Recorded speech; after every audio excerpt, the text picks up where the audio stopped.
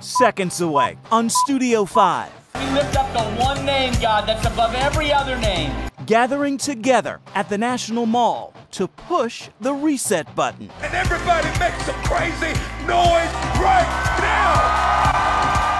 Plus, is it true you all actually have an open relationship? And what does that mean? Is it open 24 hours? sitting down with the four pastors heating things up in daytime television. We'll see you right here next time on The Preachers. And let me hear the church clap. We're sitting down with rapper KB. Oddly enough, I said that I wanted to be a preacher when I was a kid. A preacher? Yes, I don't know where that came from. He's in Studio 5, and it starts now.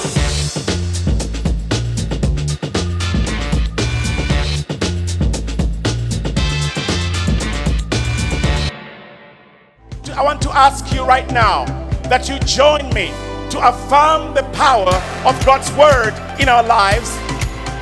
In this day, God, in repentance, and just say, God, we want our hearts to be right before you. Jesus can heal our nation. Can do this. Only you in the quietness of this moment can say, Dear Jesus, I fully surrender my life.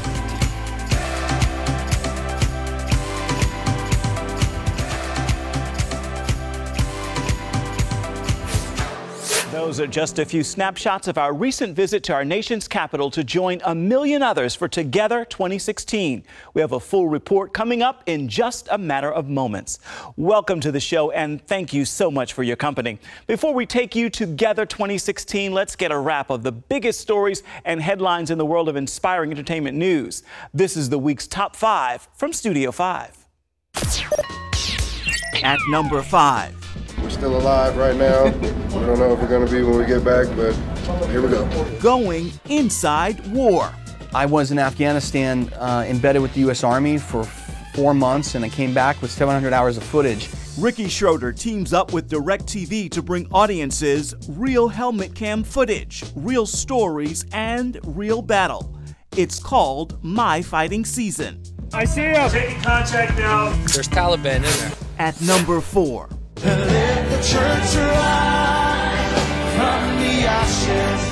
The latest round of deadly violence in Baton Rouge, Louisiana, targeted police officers. My heart goes out to Al and his family, to all the officers who was hurt, their family, and I miss my son. The tragic loss is prompting Christian leaders to call on the church to rise. Let the church arise. This familiar anthem was actually written by a Baton Rouge pastor more than 10 years ago. Actually, I wrote that when Katrina hit in 2005. It served our church for months. We would sing it, and it just was almost our rally cry. So here we are again, finding ourselves in that type of a crisis. Our countdown gets a little lighter at number 3. The Pokemon Go app has taken the U.S. by storm. A new take on the Pokemon Go craze. Some of y'all are so busy playing Pokemon Go, but do you go to church, You may want to look up from your phones for this one. Oh, you playing Pokemon, but have you poked Amon and invited him to church? Popular YouTube personality Kev on Stage delivers a Pokemon sermon that's gone viral. You've been catching Pikachu, but has your Bible got a peek at you? I don't got no help in Zion on today. So can I get an amen for number 2?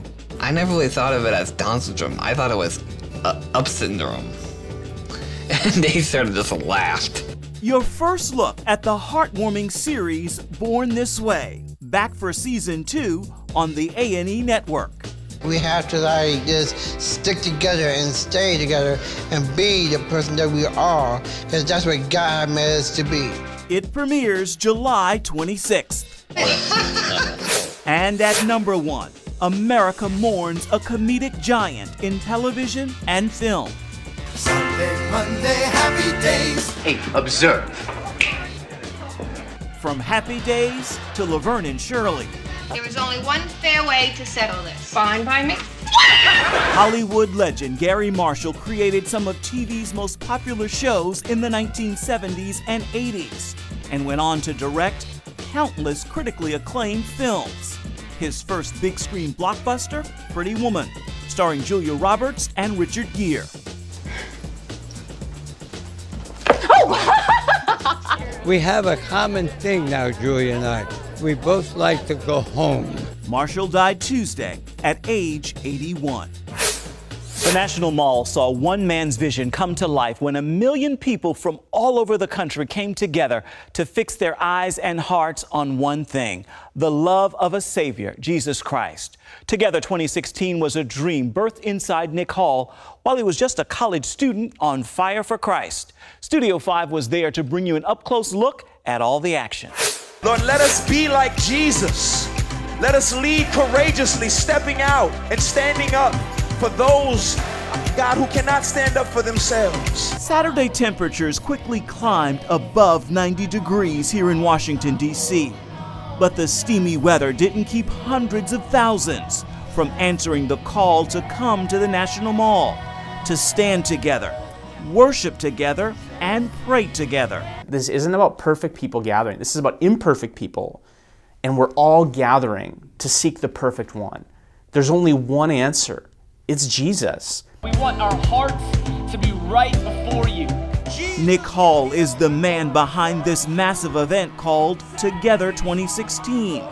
And recording artists like Hillsong United, Lecrae, and Matthew West lent their voices to the experience. I was overwhelmed by the crowd, just the size of the crowd. There was thousands, hundreds of thousands of people standing in that place today, celebrating the God who forgives, the God who renews, and the God who can bring healing to our hurting nation. Packing the National Mall with 1 million people to pray has been in the works for the last 5 years. But the timing of it, considering what's happened in our world in the last few weeks, couldn't have been more perfect. Unfortunately, extreme heat forced the Parks Department to shut things down about 5 hours early.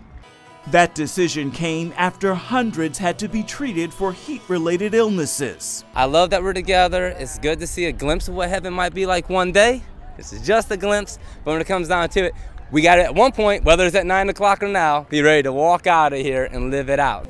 Christian concert organizer Ryan Romeo was there when Minister Nick Hall first announced plans for Together 2016 5 years ago. How bummed are you that it had to end early?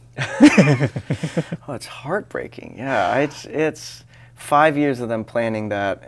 That was a hard thing. But you know, I talked to one of the leaders right after, and he said, you know, I just got to trust that the Lord had something in that. You know, even with tears in his eyes, he said, I have to trust that God knows what He's doing, and that something amazing still happened, even though we had to end it early, you know. Because the true measure of success is what changes after leaving the park. I need your mercy, and I don't have anywhere else to turn. Together 2016 is part of a movement called Reset, and Nick Hall has also written a book with the same title. Coming up next, make decisions that your future self will thank you for. Rapper KB spits wisdom to Studio 5 before taking the stage to wake up this crowd at his concert. Kevin Burgess, better known by fans as KB, is a man with a story to tell, and he does so through hip-hop, the music he was once forbidden to listen to. Today, KB is sharing his story in the Studio 5 interview. Yeah, all I really know is 100, nothing less. I think hip hop is, you know, the trillion or billion-dollar industry that it is right now because of its unique ability to connect with the heart of humanity. Nothing less, 100. I've watched videos from the 50s and the 60s, and they would show these boxing matches, and there'd be like 1 million people in a room in this small little square with two guys fighting in the middle. And people just want to be close to this fight. Boxing speaks to them. I can see myself in that ring. We're struggling or we're celebrating, and hip-hop embodies that so well. My parents divorced, and at the time I didn't really see that as a big deal. But once I found myself separated from my father, and it was just my mother and I living in a neighborhood that wasn't as safe as the one that I was accustomed to, I felt exposed. I constantly felt like I was in danger. It's a trap.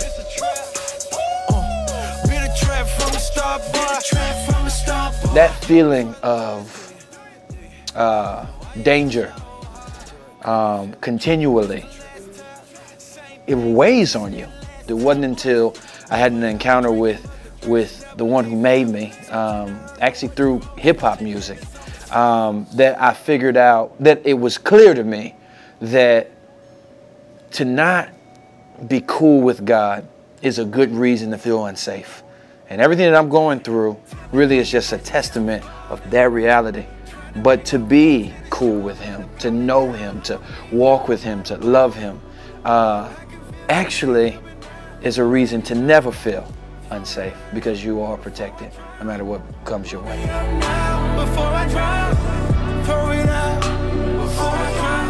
Make decisions that your future self will thank you for. And if that is your mindset, then you move past survival mode. You go into, I'm going to do the things that work towards me making a living and becoming a flourishing human being. And I would encourage brothers and sisters who find themselves wrestling with some of the things that I wrestle with, think like that, and you'll be fine.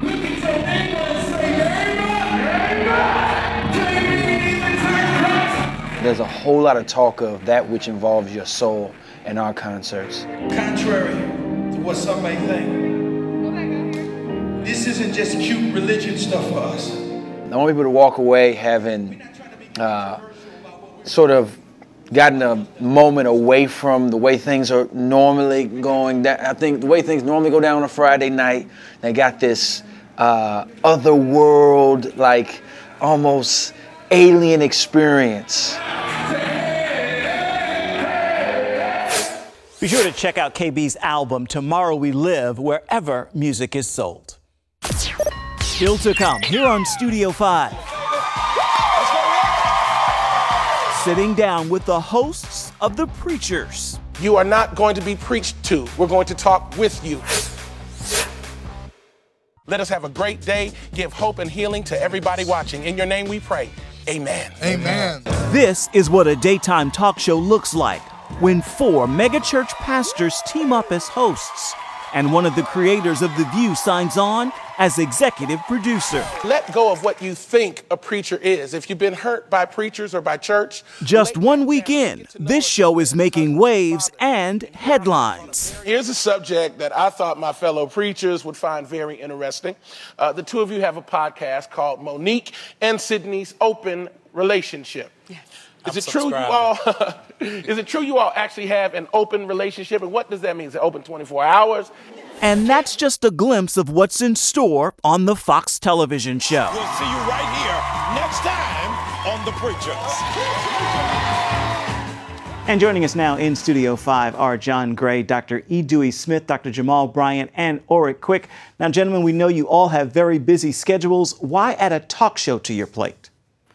This is the largest stage that we could ever dream or imagine to know, in the words of John Gray, of all the preachers, of all the generations, of all the times, for 4 preachers to be able to share the gospel in this kind of platform is unprecedented and it's historic. Who in the world would walk away from the John Wesleyan Credo to go make the whole world followers of Jesus Christ? And so we're excited about it.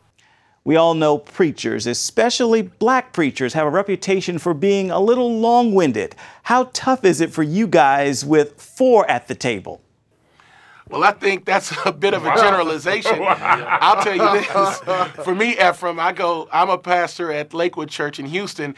And so, spending time with Pastor Joel, we have to be very conscious of time. And I think all of us, we respect one another's opinions. Yeah. We don't talk over one another. We're civilized in our discourse. and so the whole idea of us being long-winded is a bit of a misnomer. It's an outlier for some other preachers, but for us, we get along very well and we understand and respect each other's dialogue and discourse. So it really works great. And that's what I love about this brand new talk show. We have the opportunity to recreate the image of a preacher, to recreate the image of a pastor.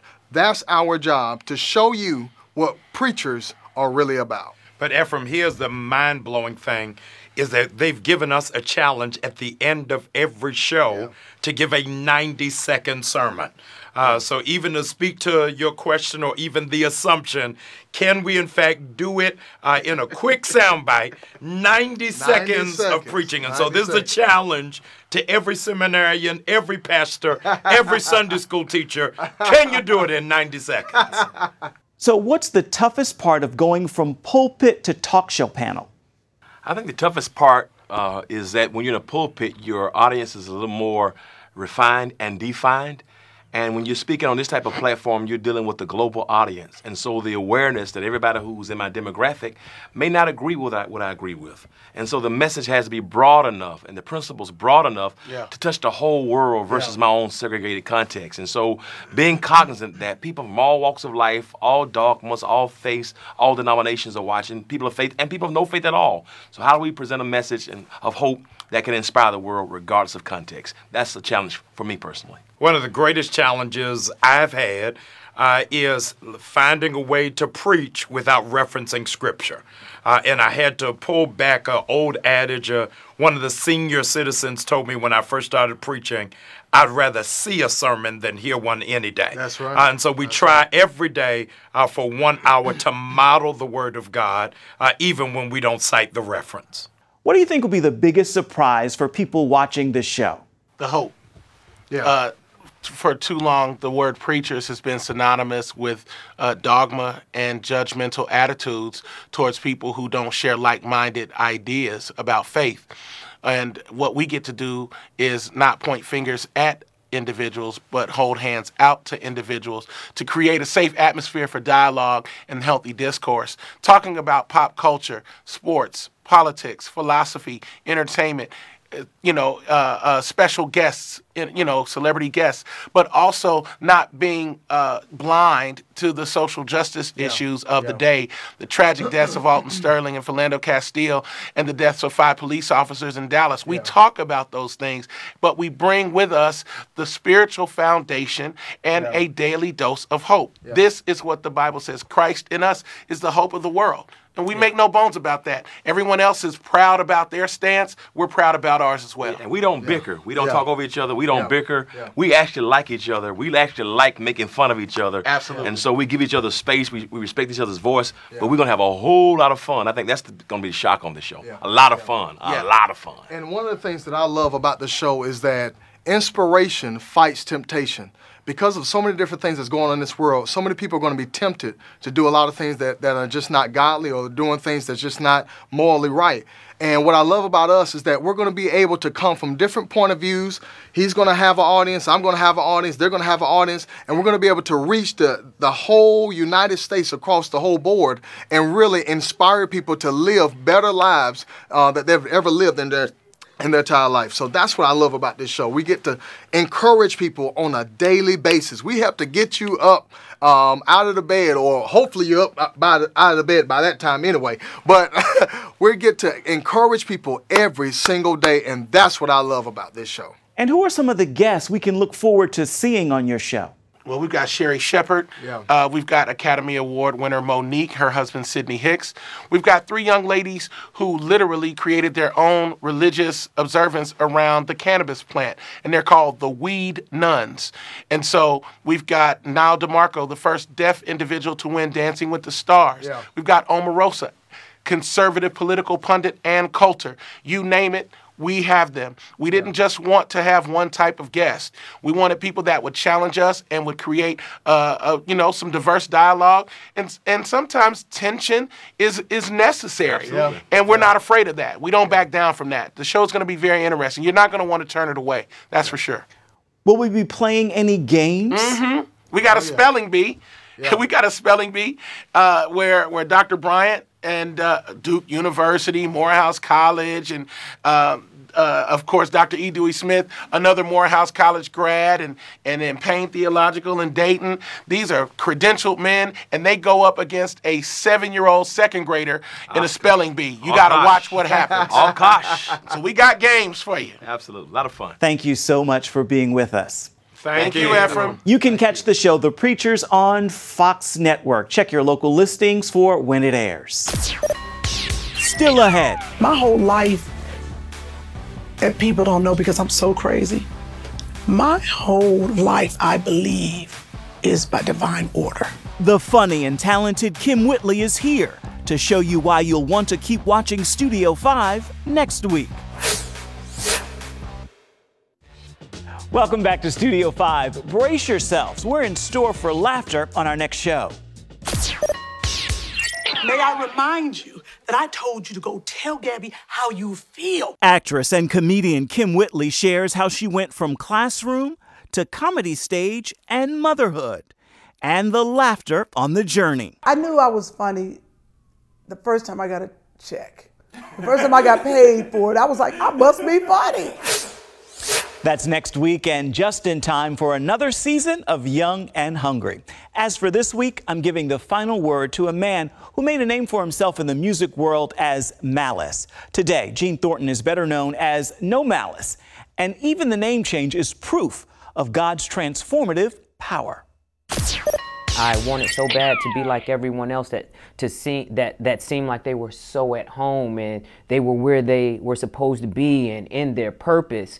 I wanted that. And when I did have a good time, it was only to find out afterwards I was in more misery. So I would liken it to anybody with any kind of addiction or drug addiction, where you find, you're high, but after it's over, you're in a deeper slump. But God showed me, He revealed to me, He showed me where I was headed. He showed me that the things that I was chasing after and the things that, the things that were idols to me, they didn't have my answer, man. And even if He let me touch them and I got it, it still was not my answer. So it was the Lord, and it had to be revealed to me. It'd be no other way. So I had forgot, but He didn't leave me alone. He didn't give me back into myself, and I'm so thankful for that. We may forget, but so good to know God never does. That's a good word and the final word for this edition of Studio 5. Until next time, reach out and touch me at Ephraim Graham on Instagram, Facebook, Twitter, and Snapchat. Then come on back and see where Studio 5 takes you next week. Bye-bye.